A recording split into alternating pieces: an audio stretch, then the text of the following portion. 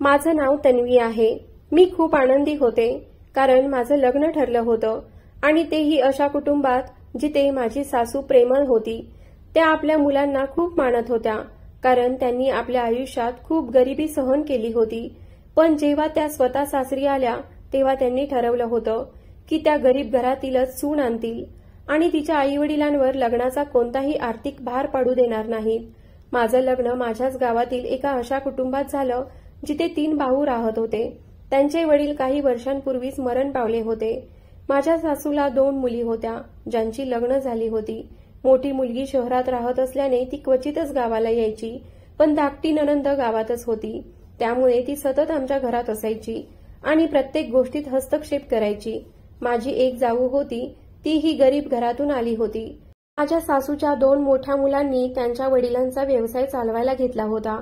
माझ्या सासूने आपल्या घरात एक नियम बनवला होता की ज्या मुलाचा लग्नाचा खर्च तो स्वतः बघेल त्याचं लग्न त्या करतील। त्या म्हणायच्या की मुलीच्या घरून केवळ मुलगी घ्यायची, बाकी काहीही नको। त्यामुळे माझ्या हुंड्याची व्यवस्था माझ्या वडिलांनी नव्हे तर माझ्या नवऱ्याने स्वतः केली होती।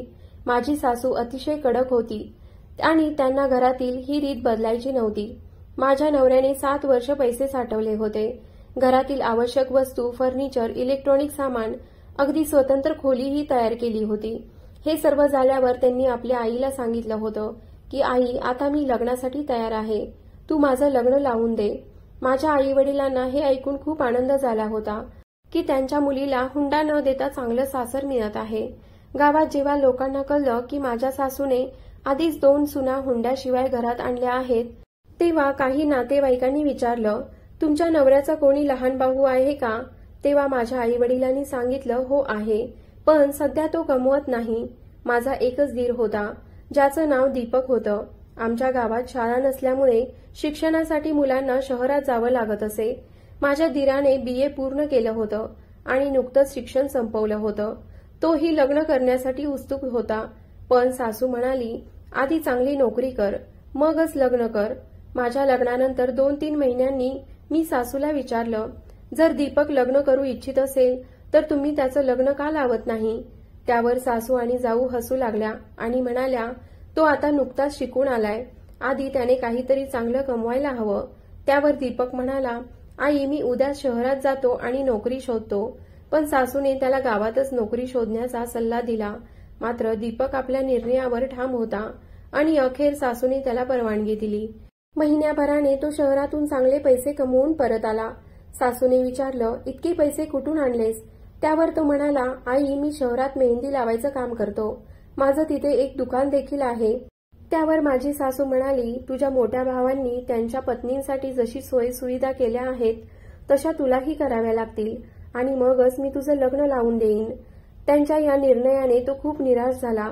त्याने आईला समजावण्याचा प्रयत्न केला की त्याने आपल्या मेहनतीने पैसे कमावले आहेत आणि आता तो लग्न करण्यास तयार आहे। पण माझ्या सासूचा निर्णय ठाम होता। तिच्या 3 मुलांसाठी एकच नियम होता, जसे मोठ्या मुलांनी स्वतःच्या कष्टाने लग्नाची तयारी केली तसंच धाकट्या मुलालाही करावं लागेल। माझा धीर दर महिन्याला 2 दिवसांसाठी घरी यायचा आणि आपल्या आईच्या हातावर पैसे ठेवायचा। तो दिसायला सुंदर आणि स्वभावानेही मनमिळावू होता। त्याच्या मोठ्या डोळ्यांमध्ये एक वेगळंच तेज होतं।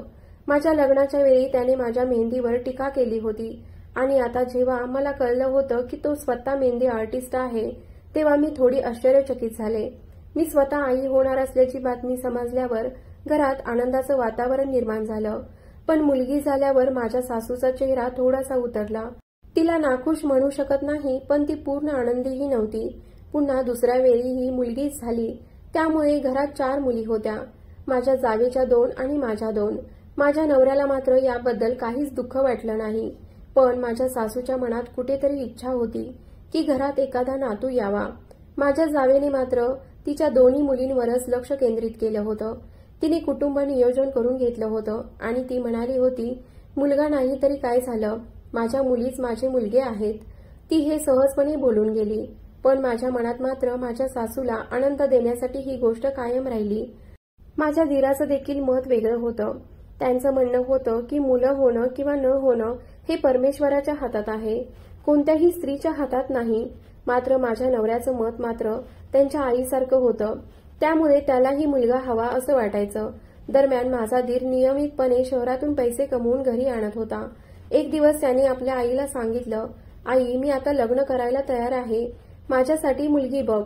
हे ऐकताच माझ्या सासूला आश्चर्य वाटलं. ती म्हणाली, तुझ्या दोन्ही भावांनी त्यांच्या मेहनतीवर लग्न केलं, तसंच तुलाही करावं लागेल. माझ्या दीराने आईला पटवण्याचा प्रयत्न केला. आई, मी महिन्याला 5-6 हजार रुपये कमवतो, त्यामुळे माझ्या लग्नाची तयारी तुम्ही करू शकता. पण माझ्या सासूने स्पष्ट शब्दात सांगितलं, माझ्यासाठी तिन्ही मुले समान आहेत. तुझ्या मोठ्या भावांनी स्वतःच्या कष्टाने संसार उभा केला, मग तुला का सवलत द्यावी? आधी तू तुझं घर बांध, सामान गोळा कर आणि मगच लग्न कर. मी कोणत्याही मुलाबाबत पक्षपात करणार नाही. हे ऐकून माझा दीर नाराज झाला. त्याला वाटलं की मोठ्या भावांना तर आईचा पाठिंबा होता, पण त्याच्यासाठी मात्र काहीच मदत नव्हती. त्याच्या मनात खूप गोष्टी चालू होत्या, पण तो काही बोलला नाही. त्याने निर्णय घेतला की आता तो आणखी मेहनत करेल आणि स्वतःच आपल्या लग्नाची तयारी करेल. आमच्या घरात माझ्या दीरापेक्षा जास्त शिकलेला कोणी नव्हता. माझे नवरे आणि माझे दीर दोघंही आपल्या वडिलांचा व्यवसाय सांभाळत होते आणि त्याच व्यवसायातून पैसे वाचवून त्यांनी आपल्या लग्नाची तयारी केली होती. आता मी आणि माझी जाऊ दोघेही विचार करत होतो की दीपक फक्त मेहंदी लावतो. जर तो एखादी चांगली नोकरी शोधू शकतो तर त्याने ती शोधावी आणि लवकर लग्न करावं. पण त्याला आपलं काम बदलायचं नव्हतं. त्याच्या आईच्या या बोलण्याने तो खूप चिडला आणि म्हणाला, ठीक आहे आई, मी पैशांची सोय करतो. मला वाटलं की आता तो मेहंदीचं काम सोडून शहरात जाऊन एखादी चांगली नोकरी करेल. पुढच्या महिन्यात जेव्हा तो परत आला तेव्हा त्याच्याकडे आधी इतकेही पैसे नव्हते. उलट तो खूप आजारी पडला होता. त्याला मलेरिया झाला होता. माझा नवरा आणि दीर यांनी त्याचं गावातच उपचार करवले. माझी सासू त्याच्या तब्येतीसाठी खूप चिंतेत होती.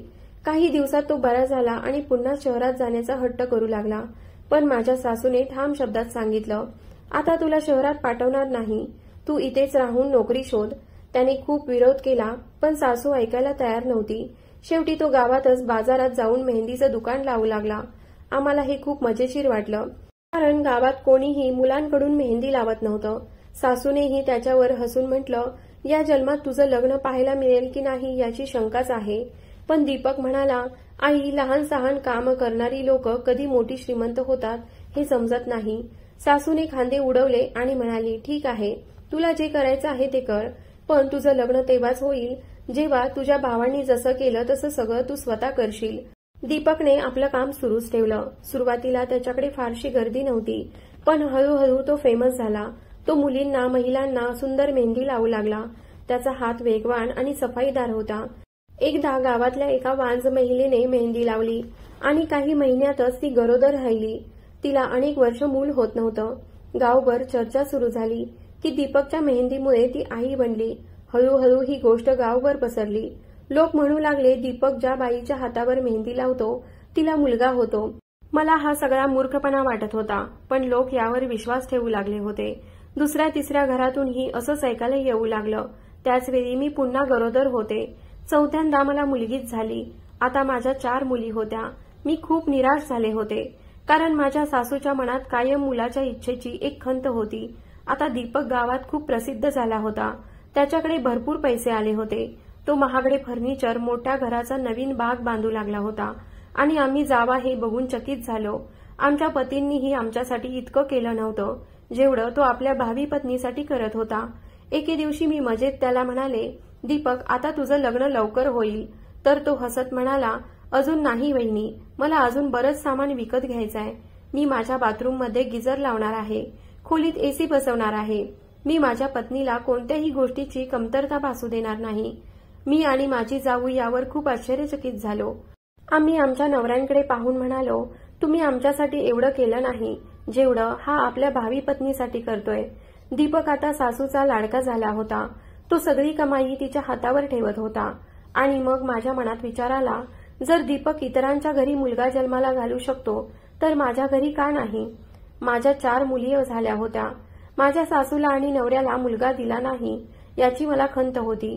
त्यामुळे मी ठरवलं की मीही दीपककडून मेहंदी लावून घेईन. मी नवऱ्याला याबद्दल सांगितलं, पण त्याने तोंड वाकडं केलं आणि म्हणाला, त्याने लोकांना मूर्ख बनवले. तुला त्याच्या फसवणुकीला बळी पडायचं आहे का? मी मात्र ठरवून टाकलं होतं. एक दिवस मी चेहरा झाकून दीपकच्या दुकानात गेले. तो ओळखू नये म्हणून मी नवीन कपडे घातले होते. हात समोर केले आणि त्याच्याकडून मेहंदी लावून घेतली. काही महिन्यातच मी पुन्हा गरोदर राहिले आणि यावेळी सगळं वेगळं होतं. माझी तब्येत खूप खराब राहू लागली होती. माझ्या सासूने हे पाहिलं आणि ती आनंदाने म्हणाली, यावेळी मुलगाच होईल. तिने माझी खूप काळजी घ्यायला सुरुवात केली होती. माझ्या जावेने हे पाहून चिडून विचारलं, माझ्या वेळी इतकी का नाही केलीत? आता एवढा लाड कशाला? सासूने हसत उत्तर दिलं, कारण यावेळी माझा नातू येणार आहे. मी मनातच हसले. मी यशस्वी झाले होते. 9 महिने उलटले. प्रसूतीच्या वेळी माझं ऑपरेशन करावं लागलं. जेव्हा मी शुद्धीवर आले तेव्हा सासू माझ्या समोर बसून होती, पण तिच्या चेहऱ्यावर आनंद नव्हता. मी विचारलं, काय झालं आई? मुलगा झाला ना? सासू म्हणाली, हो. पण मी आनंदाने रडू लागले. मला मुलगा झाला. तेवढ्यात नवरा आत आला. त्याचा चेहरा कठोर होता. तो म्हणाला, तू मला फसवलंस. मी तुला घटस्फोट देईन. त्याच्या या बोलण्याने मी खूप हादरले. ते पुढे म्हणाले, हा मुलगा माझा नाही तर तो दीपकचा आहे. हे ऐकून मात्र मी सुन्न झाले. मी काही बोलण्याआधीच त्यांनी माझ्या हातात माझा मुलगा दिला. मी त्याच्याकडे पाहिलं आणि थक्क झाले, कारण तो हुबेहूब दीपकसारखा दिसत होता. सासूने माझ्याकडे रोखून पाहिलं आणि म्हणाल्या, हे सांगायची गरज नाही. तुला स्वतःला माहीत आहे की तू काय केलं आहेस. तू आपल्या घरच्या पुरुषांवर विश्वास ठेवला नाहीस, आपल्या पतीवरही नाही, आणि अशा अंधश्रद्धेच्या आधारे स्वतःच निर्णय घेतलास. आमच्या घरातला कोणीही या गोष्टीवर विश्वास ठेवत नाही. मग तूच कशी इतकी अंधश्रद्धाळू निघालीस?